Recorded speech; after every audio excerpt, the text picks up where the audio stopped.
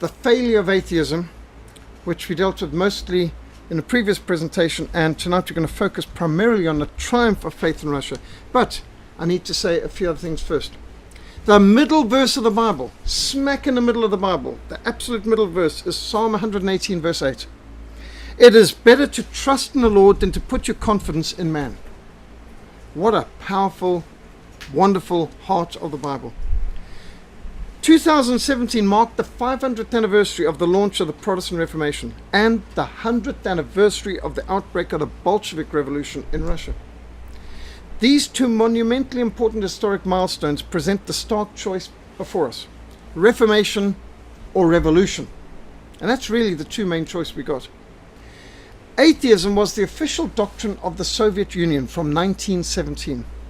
Alexander Solzhenitsyn, the greatest Russian author and poet of the 20th century, wrote a lot of great books on Russian history and explained how August 1914, the guns of August that led Russia into the most disastrous war in history, which brought down the monarchy, which brought about the triumph of communism and atheism in Russia, and how it led to that. The destruction of the royal family, the House of Romanov, which had stood for 300 years, by Marxist mass-murdering thugs, led by Vladimir Lenin, one of the most brutal, evil men in the history of the world. And they convinced Russian soldiers to join the Bolshevik Revolution, to march for bread, land, peace, jobs, all the things they promised. Don't have to deliver it.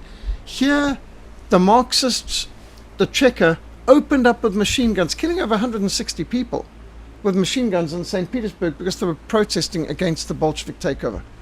They talk about caring for the people, but you know, the communists, when they get in power, they have no care for the people.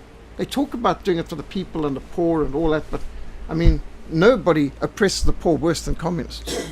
Just look at Mugabe. But he's just following Vladimir Lenin and Joseph Stalin's ways. This is the propaganda art. This is the propaganda art. This is propaganda. It wasn't even the Russian Revolution. It's the Bolshevik Revolution. Again, propaganda art, showing the arrest of the officers of the Tsar. But this is also propaganda art, where they glamorize the murdering of the Tsar, his wife, 4 daughters and son, and their doctor and tutor and other people who are in attendance. This is also propaganda. This is reality. Destruction of churches.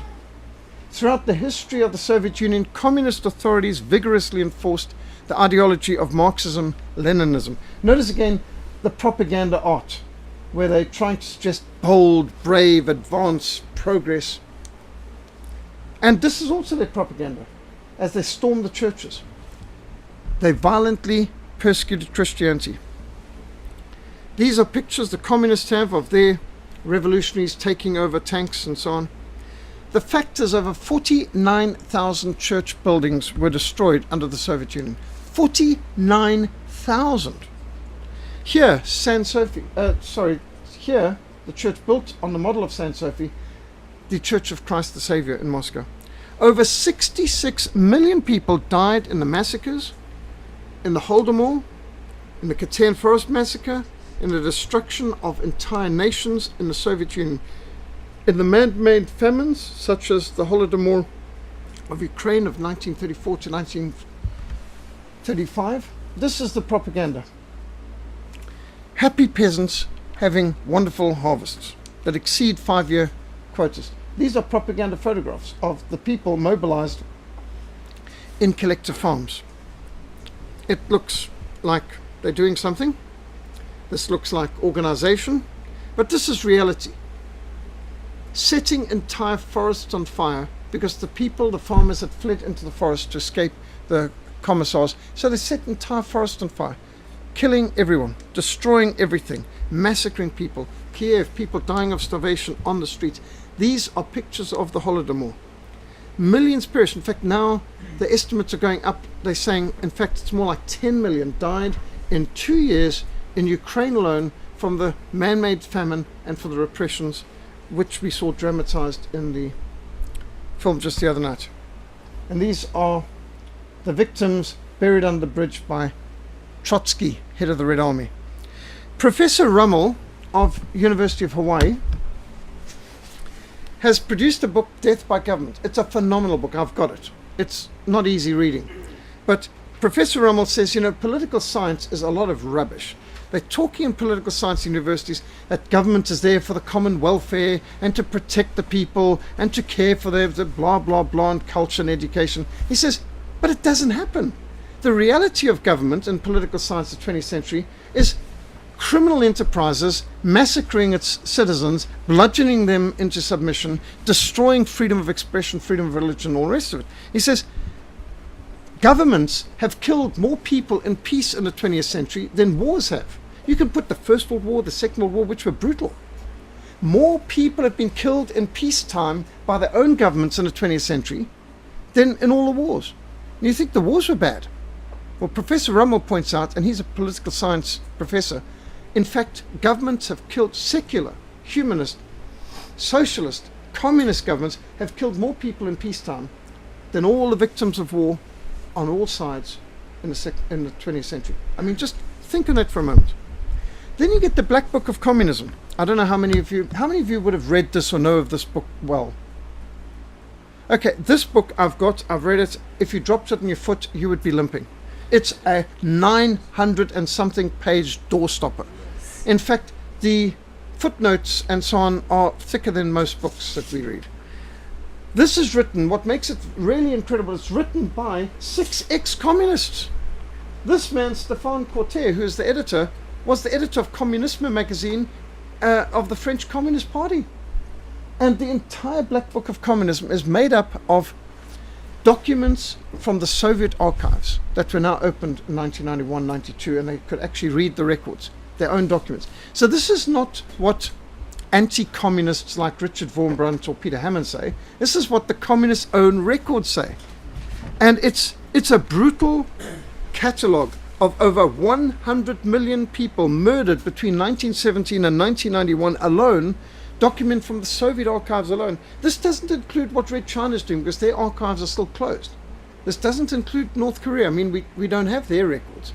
Just from the Soviet Union and their satellites in the Warsaw Pact, 100 million people massacred just between 1917 and 1991 by their own governments in the name of liberty, freedom, peace, power to the people, all that sort of rubbish.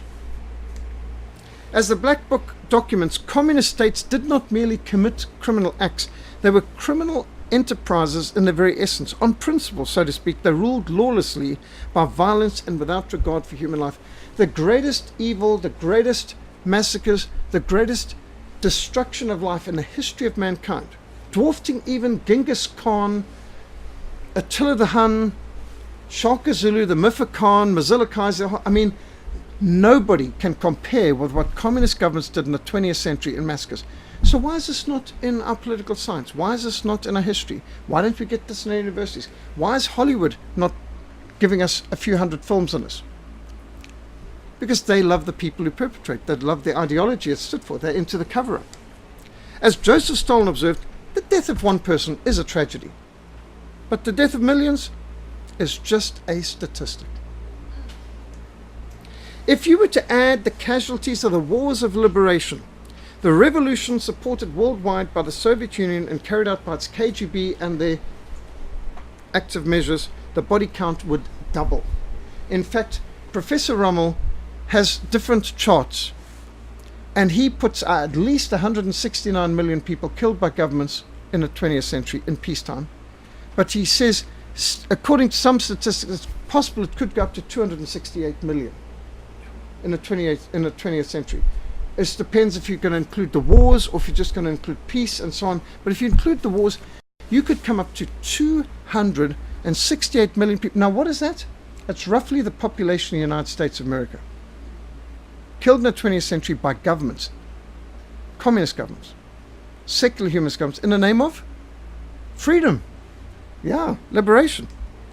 Now, let me just give you one thing that I didn't get a chance to go to last week on Saturday, which just gives you an idea of the influence of active measures. And then I'll get on to the main point, which is the triumph of faith in the Soviet Union. But sometimes you've got to put a dark background to make the bright light shine better. Okay, so how many of you have heard of the Profumo scandal, England, 1960s? Anyone? Okay. I was too young to even notice the news at that stage, but because I was born 1960, but still, this affected my life, and it's affected all of your lives, even if you've never heard of it. The Profumo scandal brought down Harold Macmillan's Conservative government in Great Britain. I've got a picture of my mother as a nurse receiving the Nurse of the Year award from this man, Harold Macmillan, in England, before I was born, of course. And as I just discovered the book the other day again, a book engraved to her from the British government for being the top nurse of her year in Great Britain. Well, Harold Macmillan's Conservative government was brought down by the Profumo scandal, and it brought the Labour Party to power in the 1964 general election, which had phenomenal impact for example, Rhodesia, because Harold Macmillan did everything he could to try and destroy and isolate our country and hand it over to the Robert Mugabes of this world. Now, all of that was a masterful example of KGB active measures, including entrapment, propaganda, and assassination. Am I saying that the Soviet Union's secret police toppled the British Empire and replaced a conservative government with an agent of influence of the KGB? Yes, that's exactly what I'm going to show you now. John Profumo was the Secretary of State for War in Great Britain, like Minister of Defence, except the British called it the Secretary of State for War. Much more honest terminology. And here you can see the British War Minister John Profumo was married to famous actress Valerie Hobson, and he was involved for a short time in an affair with Christine Keeler, a 19-year-old model. He's a war hero, lots of medals, and he's Secretary of War. But he gets involved in an unbelievably stupid affair with somebody who was tasked to entrap him and bring down the whole government. Now, here's Stephen Ward, a absolutely deceitful character involved in all sorts of things, who was basically, you could say, the controller or pimp of Christine Keeler. And he's the one who introduced her to the Minister of War. But she was also the girlfriend of Captain Yevgeny Ivanovich, the Soviet naval attaché. And here's Colonel Yevgeny or Eugene Ivanov of Soviet military intelligence in his naval uniform with a whole bunch of medals and so on. Now, although this affair ended in 1962, the KGB active measures timed the publication of the scandal for 1963, just before the general election. The affair had ended 18 months before they blew its cover. Imagine what it takes to control the mass media of Great Britain, which is meant to be free, to time it for the election. Because no good having a scandal now if the election is being held in 18 months' time. And it brought down not just Profumo, but the whole British government and the entire British Empire. Profumo, the Minister of War, 48 years old, resigned after confessing that he lied to Parliament and misled the Prime Minister of his relationship with Christine Keeler. Interesting enough, John Profumo came to the Lord dramatically out of this really hideous thing, became one of the greatest humanitarians. He and his wife were involved in all kinds of church activities, caring for the poor. He never again entered public life and politics. He was destroyed. And, I mean, you can see the look on their faces. They're basically destroyed years later. But he did dedicate his life to trying to make amends. Now, with the Conservative government disgraced by this public scandal, the way was open for Hugh Todd Gateskill, the man on the right here, who is the leader of the Labour Party, to become the next Prime Minister of Great Britain, because basically he had Labour or Conservative. That was the two options at that time. And Conservative government is going to be brought down by the scandal. This is back when scandals brought governments down. Now governments seem to be unaffected by scandals because there's so many scandals you can keep track of it. But this was shocking enough time. So Hugh Todd Naylor Gateskill was a Liberal. He was a Labour person, but he wasn't a traitor. I mean, he was still a British patriot, even if he is a liberal left character. Very much. We're going to get to them. Yes, quite right.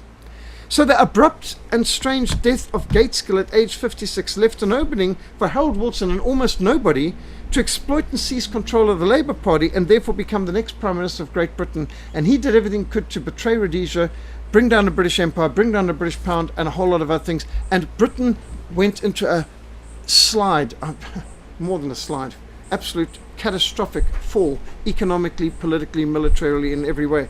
Total retreat from empire, the whole deal. Okay, how did Gateskill die?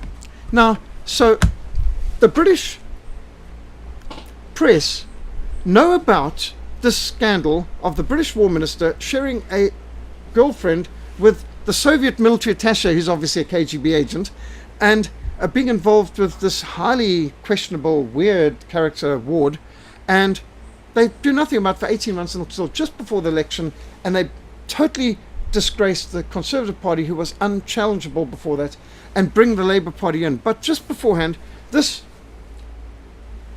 man, who you could have called a useful idiot, but he was a patriot anyway, he is invited to visit the Soviet Union.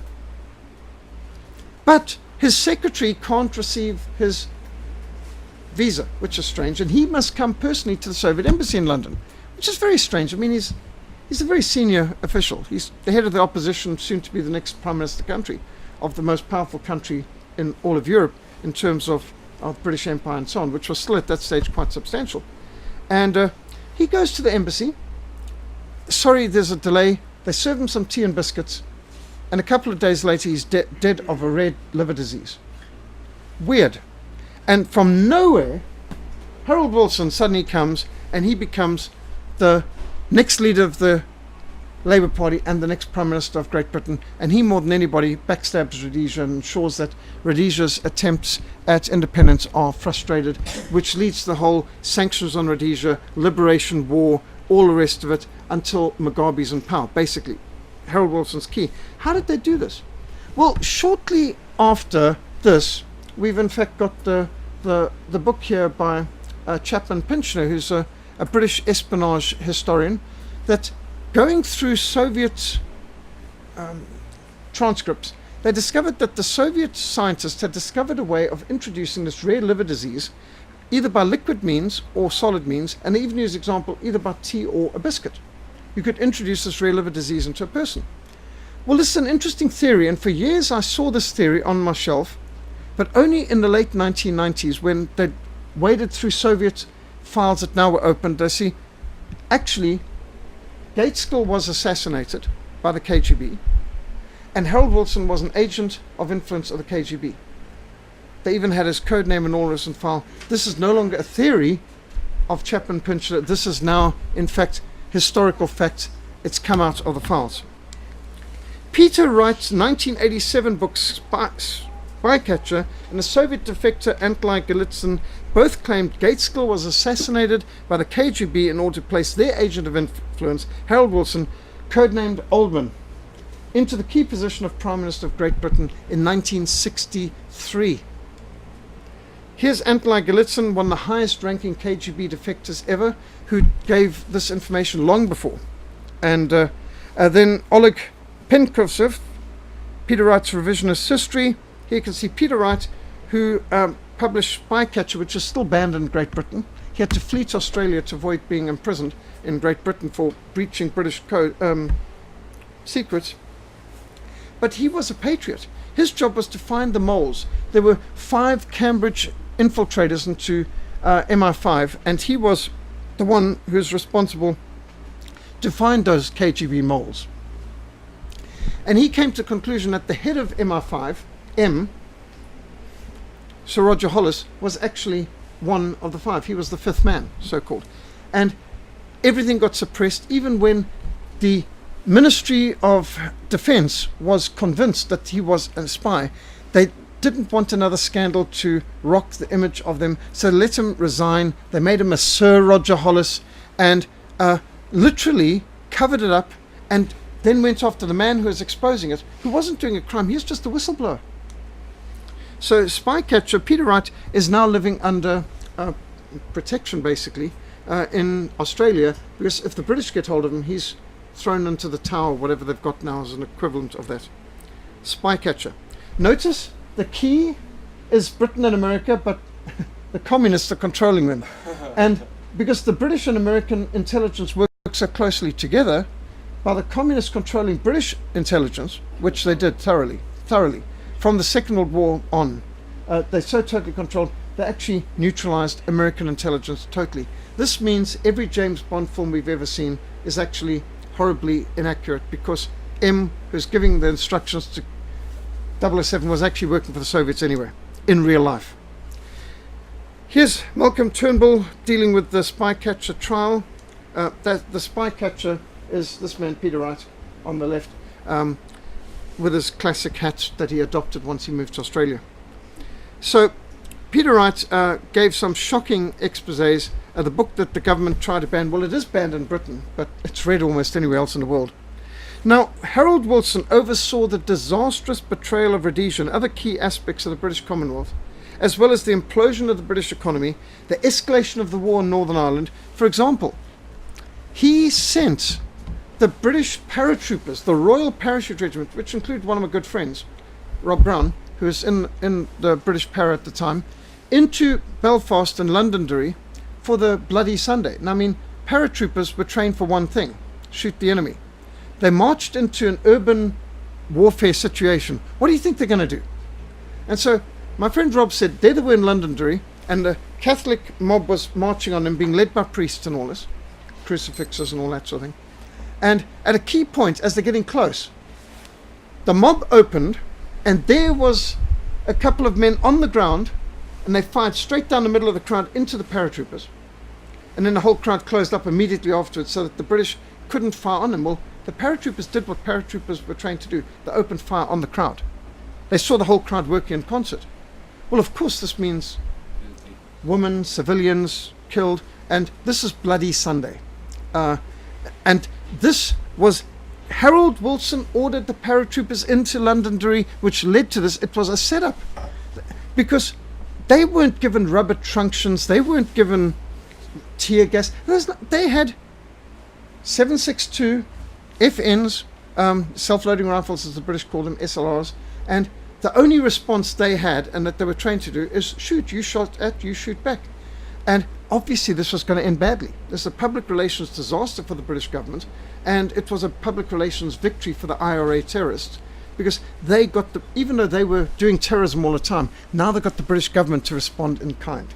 And they were, this is like the Sharpeville of the IRA. Yeah, what Sharpeville was to ANC and PSC in South Africa, Bloody Sunday in Londonderry was for that. And so Harold Wilson set that up. He sent the SAS in to Northern Ireland. Well, what do you think they're going to do? And so on. Well, of course, they're going to kill terrorists. And every single thing the British Army and police did was turned against them, and it turned Northern Ireland into just one big explosion. He brought down the British Empire more than anyone. And betraying Rhodesia. Here at 10 Downing Street, you've got Rhodesia's Honourable Prime Minister Ian Smith with this treacherous KGB agent, Harold Wilson. And yes, indeed, Harold Wilson was made later, even when the British realized he's a KGB agent, they made him a lord in the House of Lords and tried to cover it up, because they thought, we can't have another scandal. We've had so many scandals already. 5 Soviet spies working for the CIA were all imprisoned in the Soviet Union and subsequently executed because of Sir Roger Hollis and others, McLean, Fuchs, Burgers and all the rest, the Cambridge Five, who were passing information to the Soviets.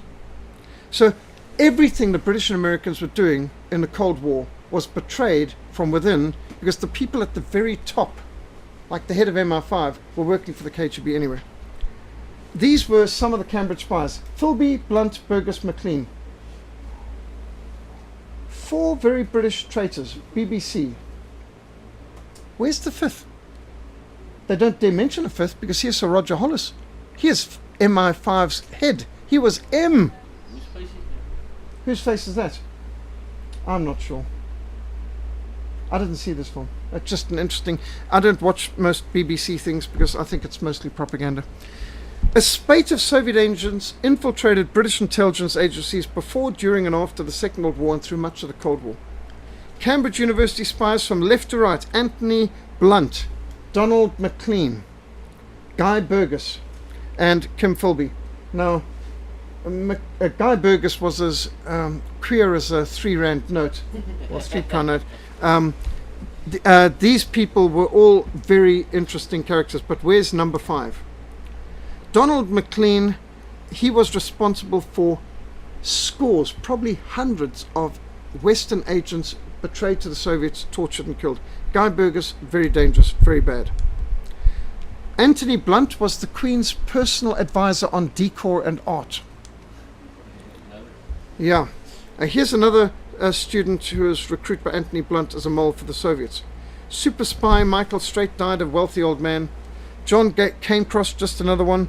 Kim Philby ended up a colonel of the KGB in retirement, got a full state funeral in the Soviet Union because he was tipped off by Sir Roger Hollis M that he's about to be betrayed. By the way, Kim Philby also oversaw the assassination during the Second World War, 1943, of the head of the Polish government in exile, General Sikorski, in Gibraltar. And Kim Philby was the British agent in charge of all operations in the Iberian Peninsula, including Gibraltar. And he was tasked not by the Soviet Union, who he is also working for, but by Winston Churchill, Prime Minister of Great Britain. Kill our ally, the head of the Polish government in exile, because he wants investigation into the Katyn Forest massacre, which everyone knew the Soviets had done. All the Polish officers captured by the Soviets were murdered. Kim Philby was probably one of the most brutal of all of them, and he died an honored KGB hero of the revolution with the Order of Lenin and all the rest of it in the Soviet Union, because even when they knew he was guilty, and he was tipped so many times by so many defectors, and he kept getting protected by the top, by M. Oleg Kalugin and Kim Philby. Now, Oleg Kalugin is the one who's written, he's the super spy who controlled the Cambridge Five. He put out the book with the 5 hands, with the communist hammer and sickle over them all. And Sir Roger Hollis, this is M. Doesn't he look like the M in the British James Bond films for the first 20 years or so? That's him. I mean, this is like the Cheshire Cat smile, as I say.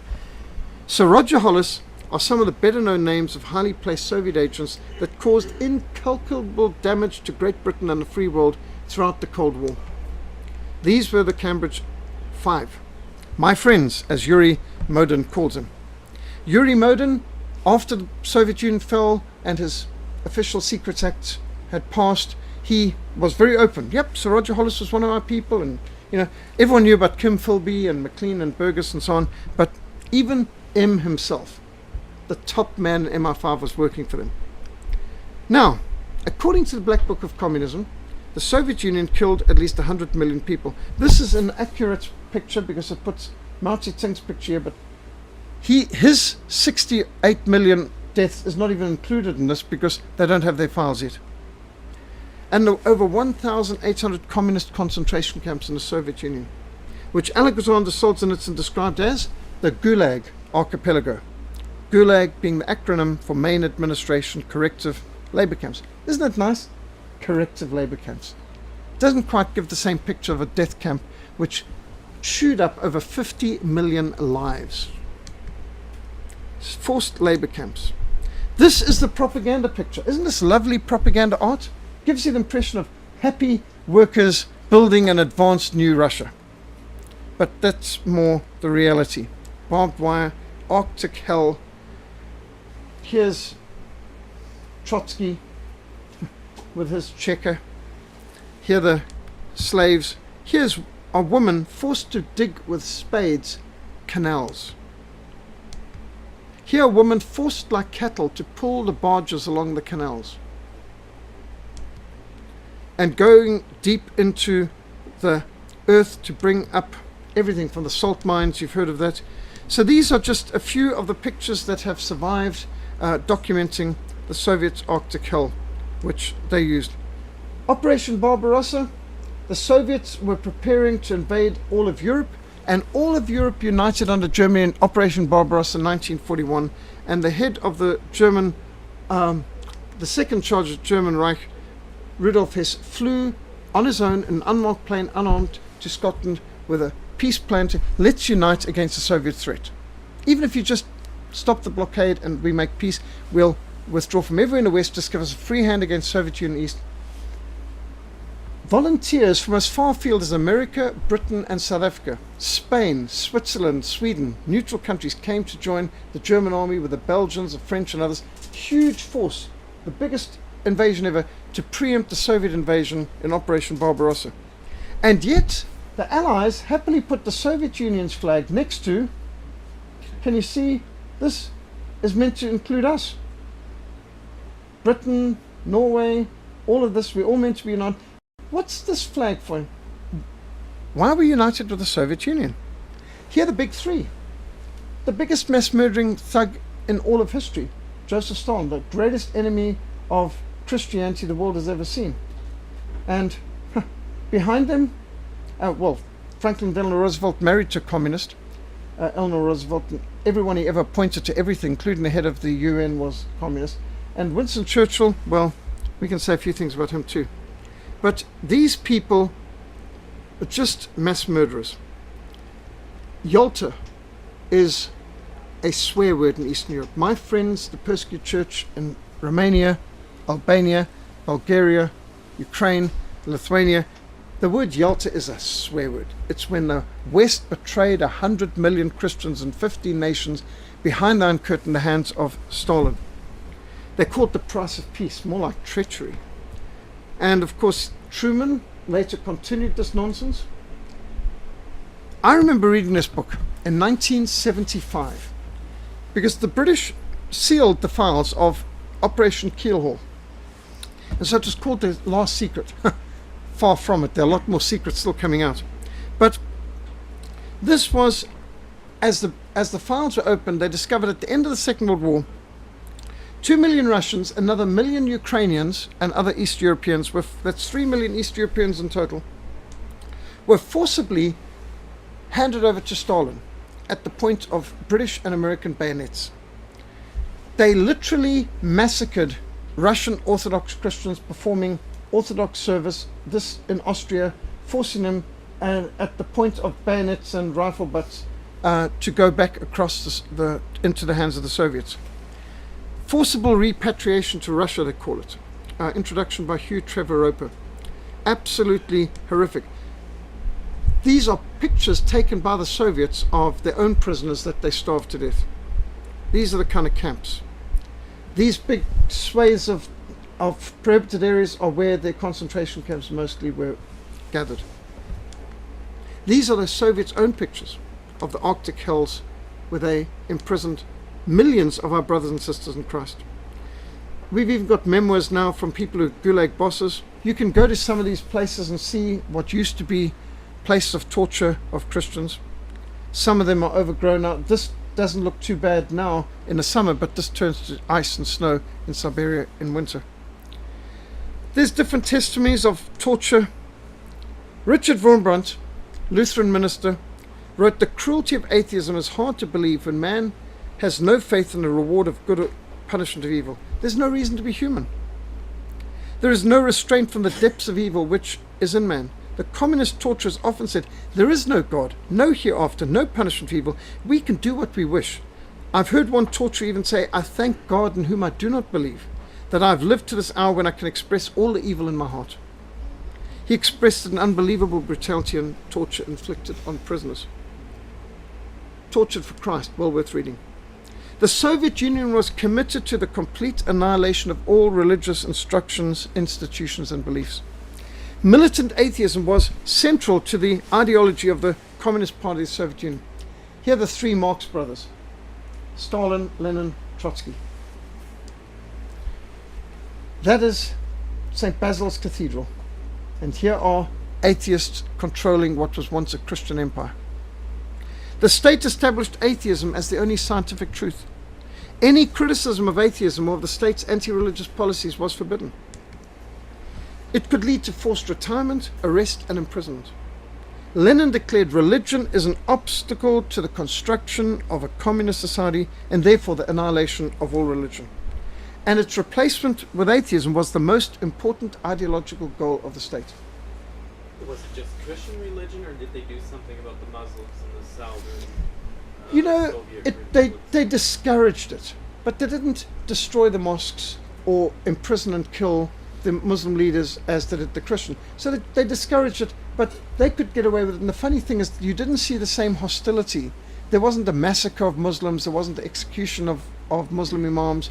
So even though they had entire republics within the Soviet Union that they called republics, Kazakhstan and Kyrgyzstan and Turkmenistan, there's no evidence of anything more than discouragement of it being officially promoted. But the Muslims basically carried on without any problem. So the atheists didn't see Islam as a major threat.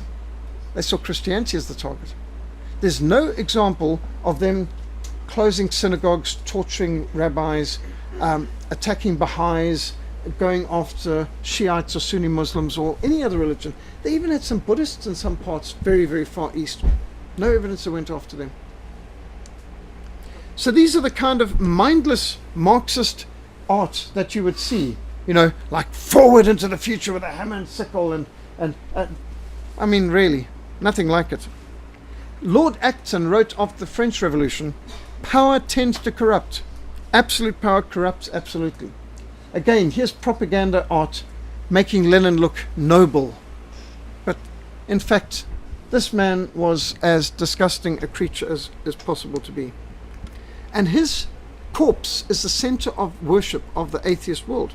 This tomb outside the walls of the Kremlin is where the atheist faithful, by the millions, they calculate at least 70 million people walked past this in pilgrimage during the Soviet Union to look at this corpse. And by the way, you see the balcony.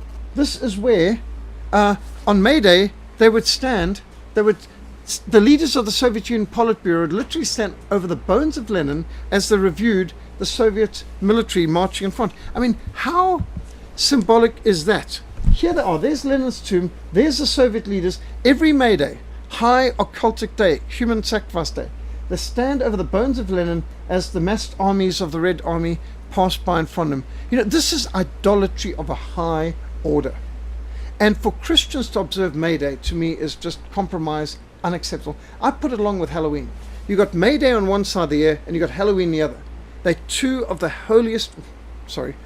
most demonic days of the year in the communist, Satanist, occultic calendar. So, how many people have heard of Solovetsky Island? Up in the White Sea. In 1922, the first prototype Russian concentration camp was established in the former Orthodox monastery of Solovetsky, which is right out there in the White Sea. This is deep in the Arctic Circle. This is where you get 6 months night and 6 months day. In about the most remote place on the planet, the monks had a monastery where you could go. I mean, if you want to get away from the temptations of the world, this is pretty, you couldn't go much further off the edge of the earth. And this is where they could go for study, for prayer, and so on. So the Soviets take this monastery, which is like an Orthodox mission station, Bible college, in a sense. And they turned this into an Arctic hellhole concentration camp. The first prototype concentration camp of communism was Solovetsky Island in the White Sea, up in Arctic hell. And this has been made by uniquely Orthodox cross in ice, reminding us of many people who've been killed there.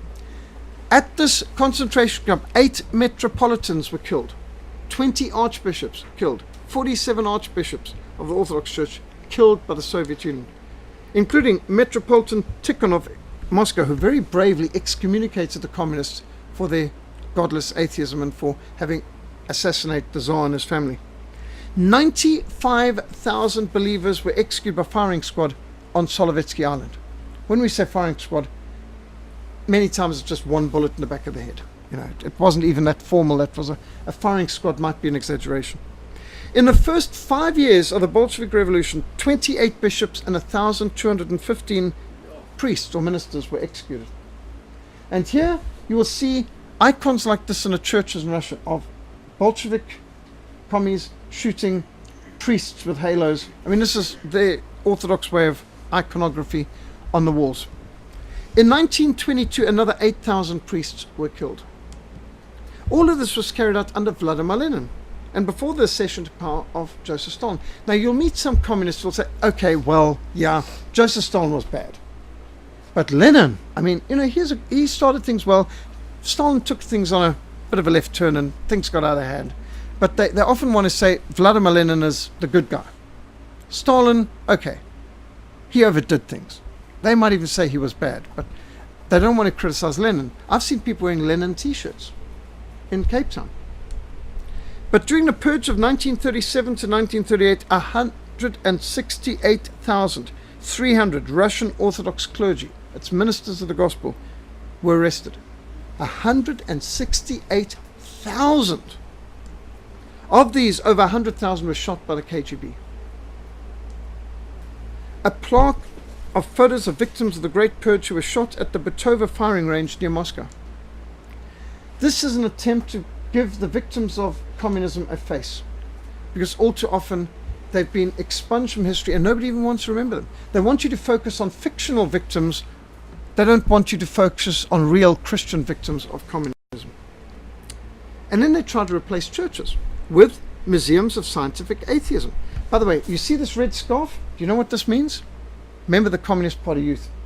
The red scarf was a symbol that you had embraced atheism and you were a communist. The red scarf, critical. The Communist Party youth in all of these places wore it. The League of the Militant Godless failed to receive the widespread support from the public despite vast Soviet resources sent to promote it. Look at this sort of thing, how they would try and put pictures of Stalin in the sky to lift up the people from the Kremlin's walls using their searchlights in order to, I think there's a bit of Photoshop too though, in order to get the people to look at him as a new god. I mean, this is the League of Militant Godless. But if you dethrone God, you're going to put someone else in the place of God. Man, and then the party, and then the party leader becomes the replacement for God. These are the membership books of the League of Militant Godless, CCCP. Storming the Heavens, the Soviet League of Militant Godless. And here's a cover of a 1929 magazine showing communist workers smashing a church bell and dumping Jesus with the garbage, along with the bread and the wine of the communion. And look at this. Here's all these happy, spontaneous workers who just all happen to have nicely printed, exactly the same size, pictures of Joseph Stalin, which they probably produced at home, and just all turned out at the same time spontaneously to show the support of the population for His Excellency. Yeah, well, I mean, you know, this is rent a mob. And here you get a Soviet Comintern. You know what a Comintern? The Communist International. Okay, you can tell that ugly mug Stalin. Look down here. Here's Stalin. You see Stalin? There's Mao Zedong of China. And that is Khrushchev. Yeah. And there's a few other interesting characters there. I think Molotov is over here and so on. Okay, more communist propaganda art.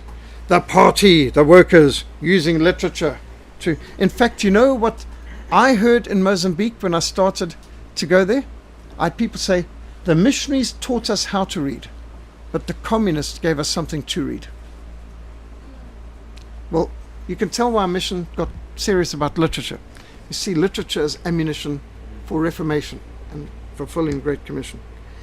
These are I mean, look at the size of the people and the size of the statues. Yeah. The idolatry of Stalin. They are still destroying statues of Stalin, Lenin, and so on around the Soviet Union. There were something like 28,000 statues of Lenin and Marx destroyed just in the 1990s. And they're still busy. I mean, the place is littered with it. Think how many homes they could have built with the idols that they've erected. And just look at this kind of thing. You've got the I mean, this is like iconography.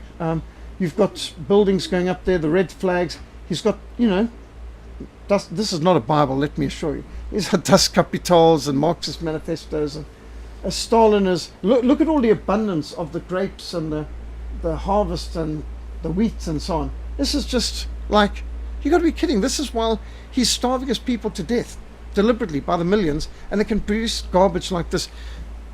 Art can be used for evil. This is Exhibit A of communist propaganda. Okay, and Pravda, which means truth.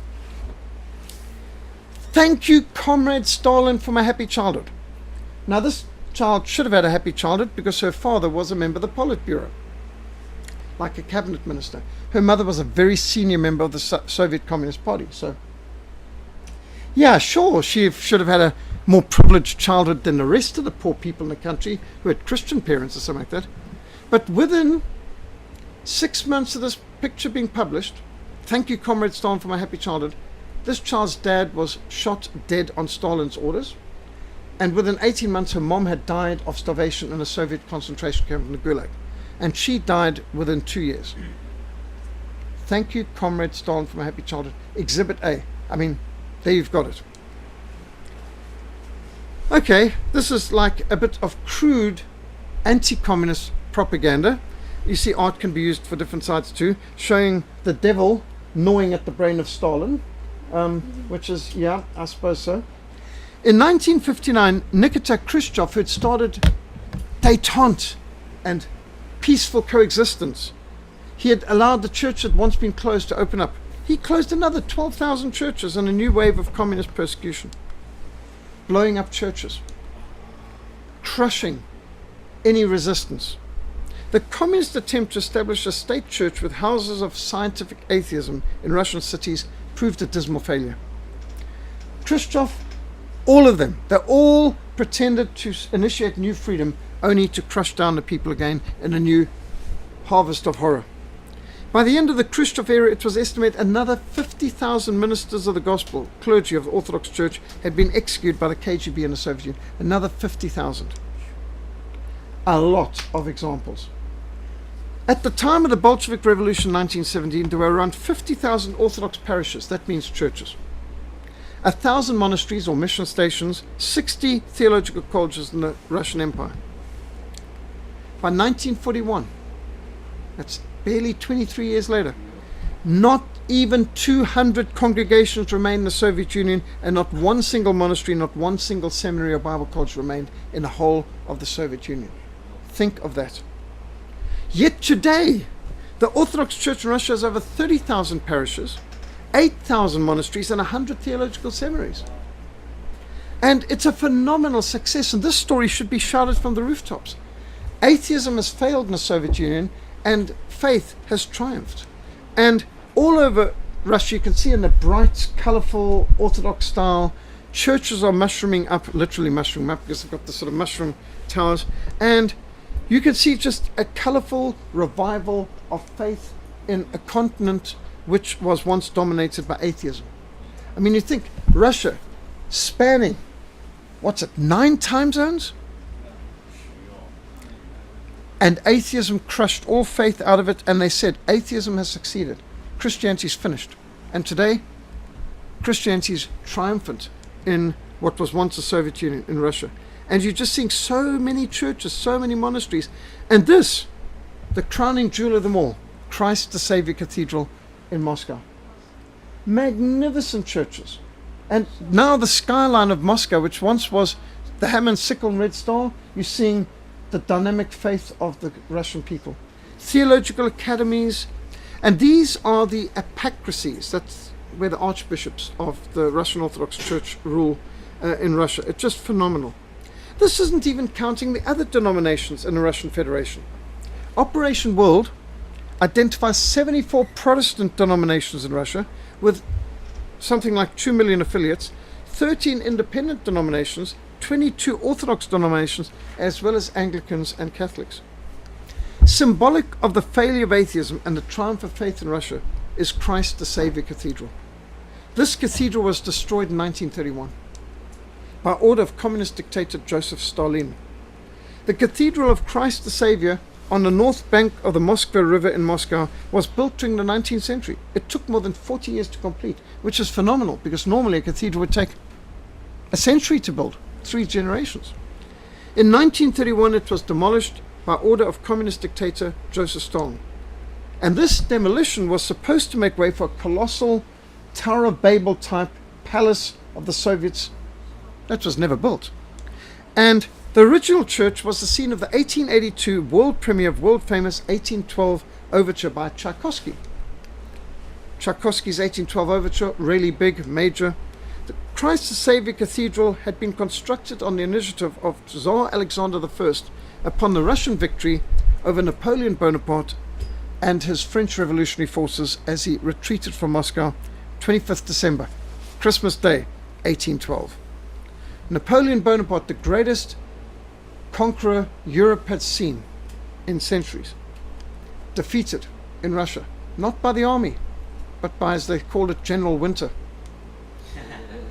And he had not expected to advance without capturing the main Russian people, but he did capture the capital. But then the winter came in, he wasn't prepared for it, and arsonists burned a lot of Moscow round about him, so that he had no provisions, and then he had to retreat, and they literally were burning their banners to keep warm. The Tsar declared to signify our gratitude to divine providence for saving Russia from the doom that overshadowed her.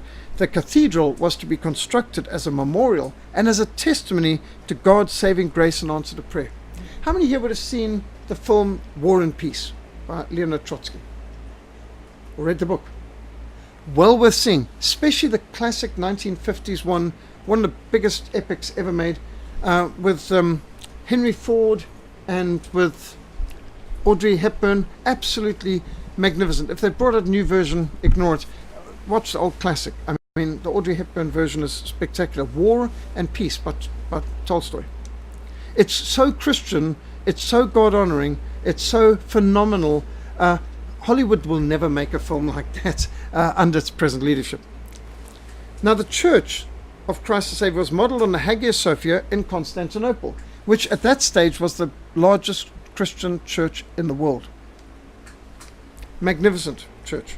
And these are some of what was lost under paint for centuries, which has been recovered recently. Of course, those minarets have to go. But that gives you an idea. We must make Istanbul Constantinople again.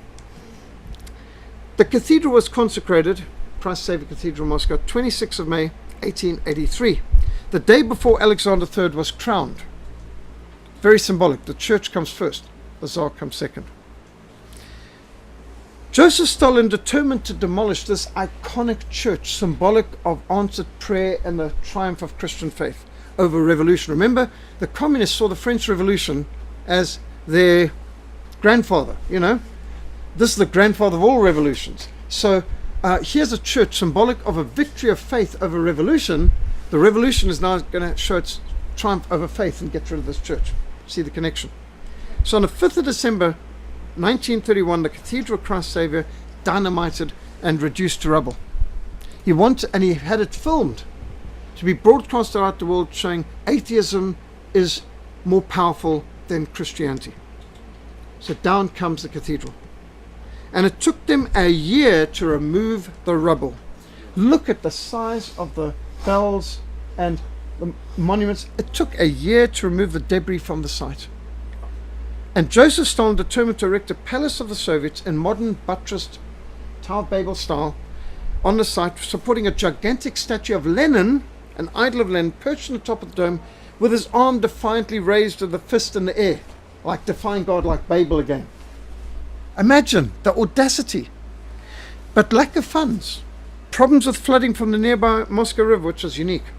The outbreak of war, Operation Barbarossa in 1941, prevented the project from succeeding. Under Nikita Khrushchev, they transformed the area into the world's largest open-air swimming pool. Believe it or not. I mean, like, why? But anyway, I suppose in the middle of winter you could use it as an ice skating rink, but there we go. Communism advanced. They took many more lands. The West betrayed country after country in Eastern Europe into the hands of the communists. The Iron Curtain divided whole continent of Europe between slave and free. Absolutely disastrous. It looked like communism was poised to expand and advance indefinitely. And they came as far as Zimbabwe, Mozambique, and Angola. Here you see, this is from Operation World, the number of victims of Stalin's purges. I mean, you know, the biggest killer in the history of the world, communism. This is also from Operation World, from Patrick Johnson's book. He shows 275 million people non-combatant deaths by governments in the 20th century, most of them by communists. Here you can see the rise. This is also an Operation World post from Patrick Johnson. No communist countries before 1917, suddenly one. There was an increase in the 1930s and so on, and then plateaued. But at the end of the Second World War, they got a colossal amount of countries betrayed to them by the West, thanks to Lend-Lease. And then there was gains, and then under Jimmy Carter, yay, another shoot, because 13 countries betrayed to communism under Jimmy Carter, including Rhodesia and Afghanistan and all that. And then plateaued, and then suddenly with the defeat of the Soviet Union, Afghanistan, the defeat of the Soviets in Angola, I might add too, and the Berlin Wall falling, and down to very few communist countries by now. Interesting. The rise and fall of communism in the 20th century. One good film that I'd recommend is one I picked up in the Ronald Reagan Museum, In the Face of Evil. It documents Ronald Reagan's personal crusade against communism and to bring down the Soviet Union, and a lot of the things he did, and the role of solidarity, the Afghanistan Mujahideen, the South African forces in Angola, UNITA in Angola, the Contras in Nicaragua, the Renamo in Mozambique. There was a lot of anti-communist forces, including Bible smugglers, Christian radio programs, the underground church, the Leipzig prayer meeting. I mean, there's a lot of things that brought down the Soviet Union. But this gives a bit of a bird's eye view of it. The Iron Curtain, dividing a continent. The crack of the Berlin Wall, October 1989. And down come the idols. In February 1990, the Russian Orthodox Church received permission for Boris Yeltsin's government to rebuild the Cathedral of Christ the Savior. Boris Yeltsin did a good thing. He brought down the red hammer and sickle flag and threw it away. He brought back up the Russian flag, the white, blue and red. He ended the Soviet Union. He gave independence to the 15 different republics, including Ukraine, and he made Russia again a country that had a free market and had freedom of religion and that allowed multi-party democracy. How did he get power? Well, he was a communist. But as the Berlin Wall came down, as all the Warsaw Pact countries, from Latvia, Lithuania, Estonia, Poland, the whole lot, they all broke away from Russia, and things were falling apart. He looked, I think, and saw the way that things were going, and he aligned himself against Gorbachev and with the people, and there might have been in his heart some Christian faith. It's hard for me to tell with politicians, but it could just be that he saw the way things were going, and he aligned himself with the new winds of change. But there were limits. Still, these donations were collected from over 1 million Russian citizens, and the cathedral was built to the original specifications, the same dimensions, on exactly the same spot, but no state money. Now, the state that had destroyed the church, you would have thought, could have paid some restitution to rebuild it. They did not under Yeltsin. Yeltsin did not put state money into building churches. Vladimir Putin has. Vladimir Putin gives $200 million a year to rebuilding churches in Russia as restitution for the state government having destroyed all those churches. Considering that every Western country is against building churches, they'll pay for building mosques sometimes, but under Putin, they've been building churches and printing Bibles with state money, which is kind of interesting. So the Cathedral of Christ Savior was consecrated 19 August 2000. That's a record less than 10 years. They rebuilt Christ the Savior Cathedral. In the year 2000, the cathedral was the venue for the canonization of the Romanovs, the murdered Russian royal family. Tsar Nicholas II, his wife, his 4 daughters and his son were recognized as saints.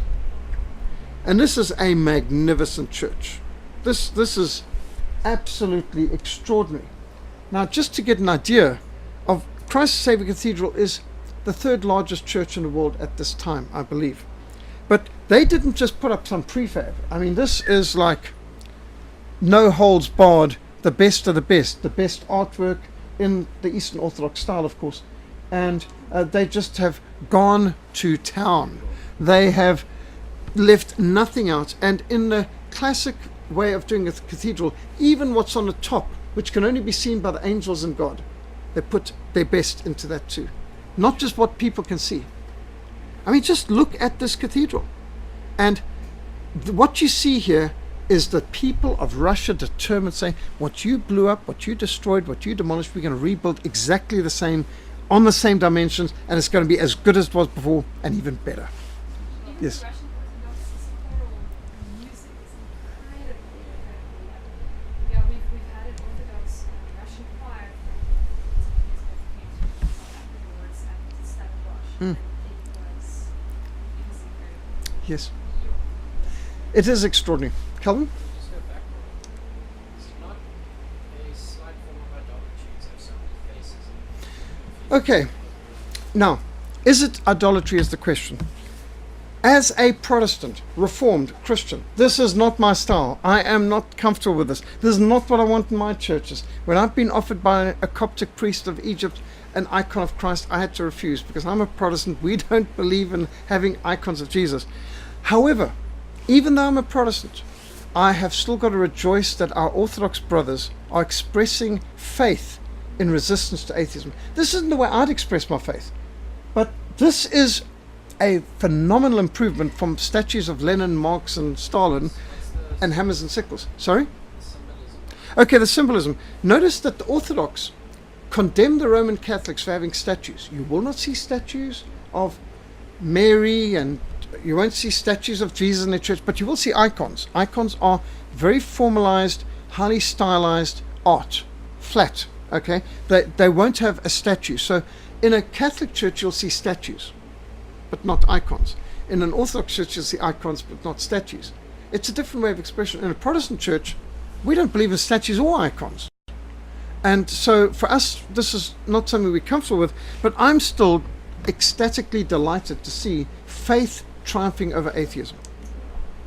So the people in Russia have gone from atheism to Orthodox Christianity. What they're trying to do, in many ways, you can see the icons, what they're trying to do is have resplendent art, and they're trying to use the art not just for decoration, but for devotion. Now, as Protestants, we believe art is perfectly acceptable for decoration and for education, but we do not support art for devotion. We don't pray towards an artistic depiction. We sing to the Lord, we worship the Lord in spirit and in truth. We can have art for decoration, we can have art for education, but not for devotion. The Orthodox would say, well, we can have it for decoration, for education, and for devotion. We will say, no, for devotion. But to them, they've got to have better buildings than the atheists, and they've got to inspire people and remind people of the saints and of the apostles and of the prophets, and that they are trying continually to call people up and lift your eyes higher towards heaven. So there's a purpose and there's a logic behind what they're doing.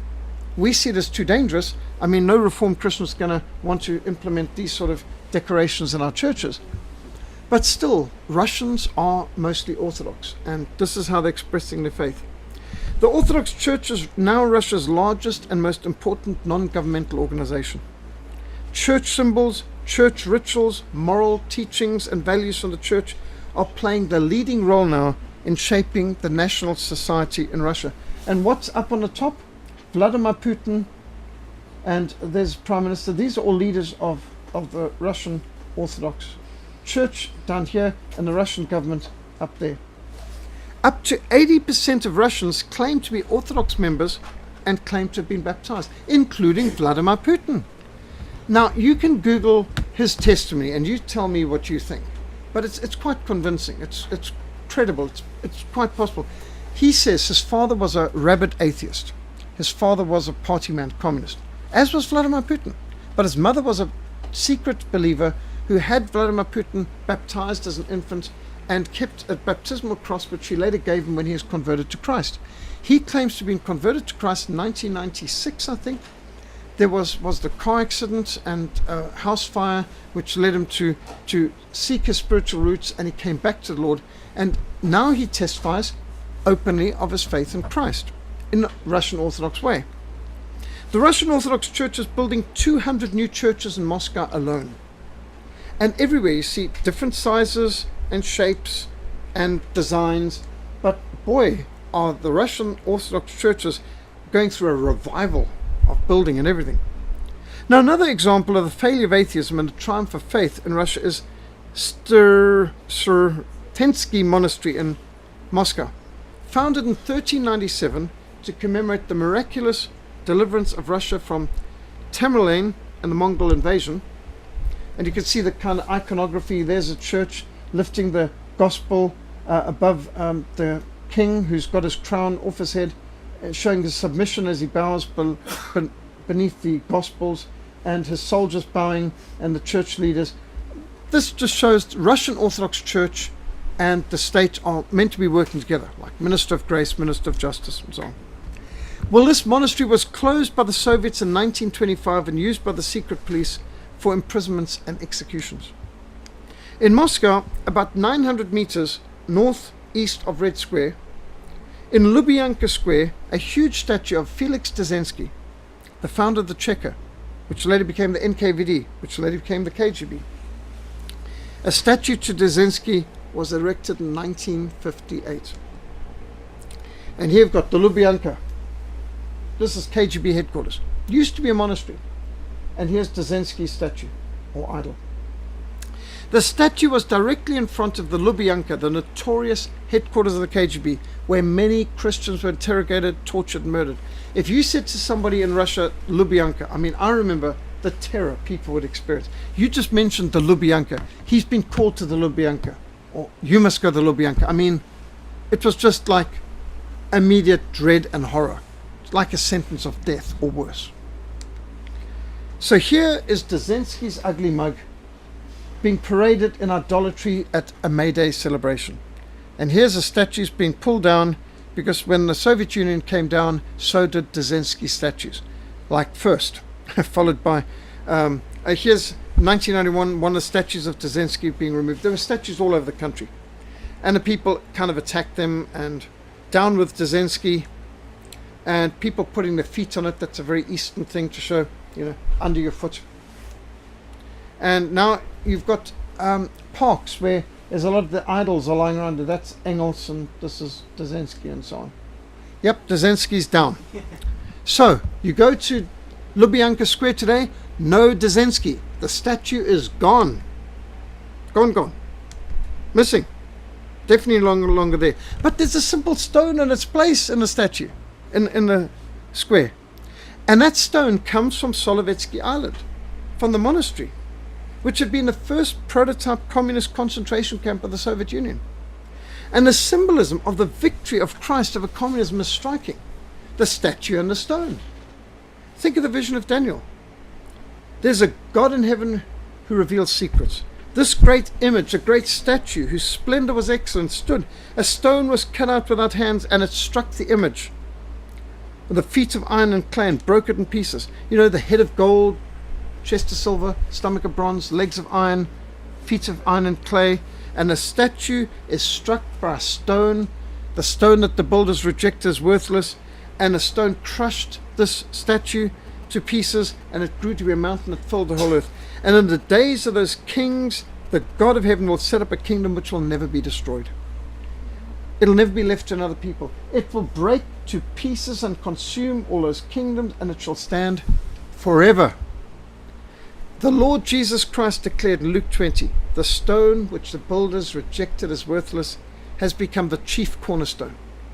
Whoever falls on that stone will be broken, cut to pieces, and on whomever that stone falls, it will grind him to powder. It'll crush him to dust. Whoever falls on that stone will be broken. On whomever it falls, it'll grind him to powder. Repeat it again, Matthew 21. And this happened in Addis Ababa in Ethiopia. The statue of Lenin came down in 1991. Today, Stirtensky Monastery has been reopened. And it's being used again for the worship of Christ. Not in the way we would be comfortable with, but it has an outstanding choir, which is world famous. And the Moscow Stirtensky Monastery Choir was famously sung and led the anthem at the opening of the Winter Olympics in Sochi. This is a monastery Christian choir. And notice the symbolism of the churches in the opening ceremony at Sochi. The Mandrite Tikhon, head of Stradensky Monastery, is the author of Everyday Saints, a 600-page book which gives a testimony of his journey from Marxist atheism to Christianity. He's a famous speaker in Russia. Over 1.5 million copies of his books have been sold in Russia alone, and millions more in other languages worldwide. Everyday Saints. Tikhon is the man that President Vladimir Putin turns to for counsel. So, what is behind those steely blue eyes of old Vladimir Putin? I mean, what is going on there? Well, sometimes you know a man by his friends, and you also know a man by what he does and what he's got on his wall. Now, okay, I don't go for icons of Christ, but this is a great improvement from a picture of Vladimir Lenin or Karl Marx or, one of those creeps. What have you got in his boardroom? An icon of Christ. I mean, what is this telling you? There's no hammer and sickle there. This isn't the way I'd express my faith, but it's expressing something very different from atheism, that's for sure. Something's happening. He has meetings with the patriarch of the Russian Church.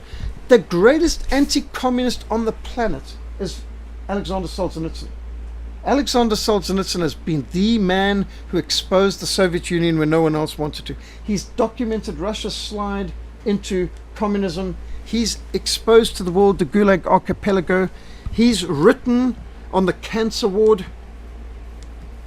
One Day in the Life of Ivan Denisovich, which is an absolute classic, For the Good of the Cause, The First Circle, that's the circle around the Communist Party, Warning to the West, Solzhenitsyn, Lenin in Zurich, A World Split Apart, his Harvard address. This destroyed Solzhenitsyn's popularity in the West.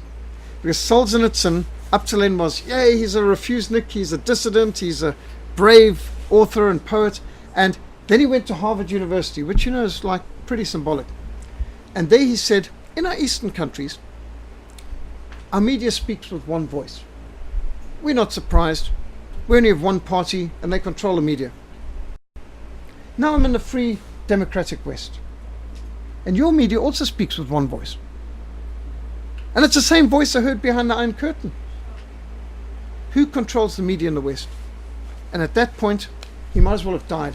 I mean, from 1978, you didn't hear of Alexander Solzhenitsyn again, not in the mass media. It's like he could have died.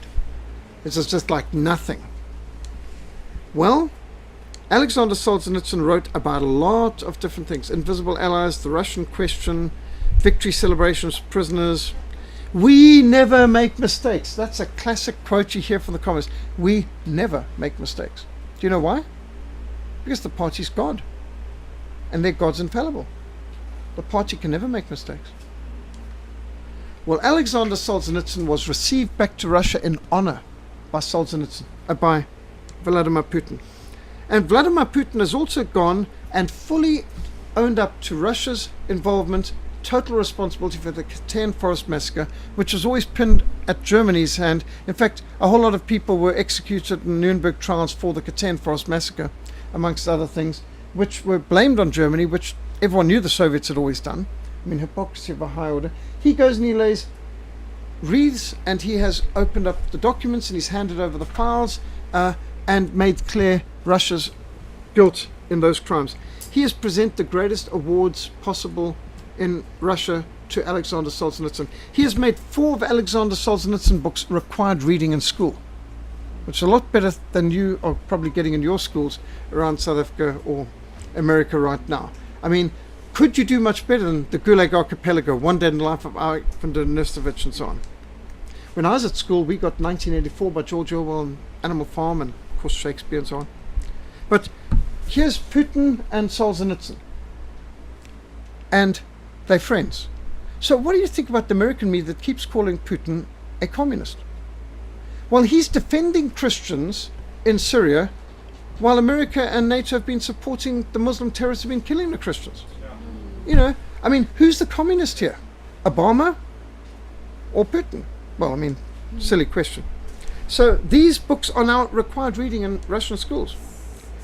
They've started to have schools where they're teaching how to be a lady and a gentleman reading Leo Tolstoy and Solzhenitsyn and teaching proper etiquette. And I mean, doesn't this look like going back to the Tsarist way of having standards?